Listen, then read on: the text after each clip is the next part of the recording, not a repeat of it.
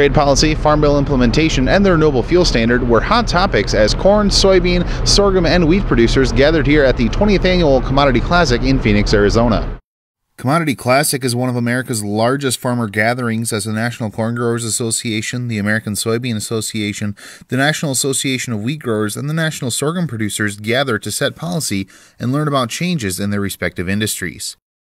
One of the main events of Commodity Classic was a gathering of all member organizations in attendance to hear from Agriculture Secretary Tom Vilsack, who asked Classic attendees to push for action on trade with the same passion they pushed for the 2014 Farm Bill. Vilsack also addressed concerns about topics ranging from dietary guidelines to waters of the U.S.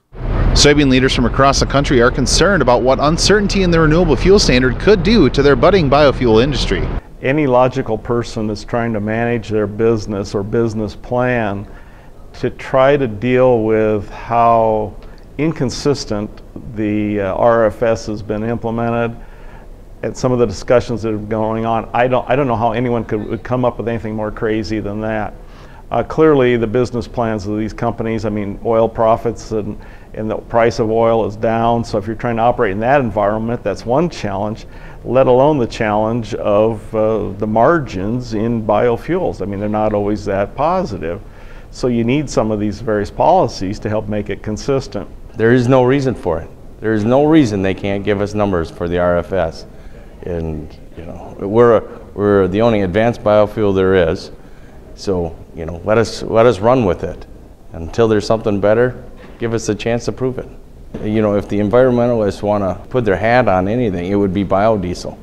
You know, it comes from renewable, it's good for the environment.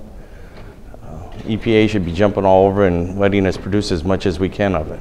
A sprawling trade show also offered participants the opportunity to see new equipment and seed genetics for use on their operations. But recent net farm income projections have many wondering if producers will be able to afford that new equipment.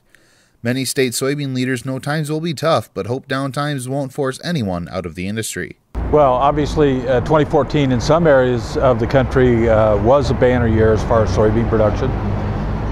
In our part of the country, in east central Indiana, pretty much average yields. Obviously our pricing considerably different than the previous years. So kind of trying to focus in on where we need to be for next year and trying to make the cash flows work out. You never know. Everybody's leveraged a little bit differently and approach things from a different angle.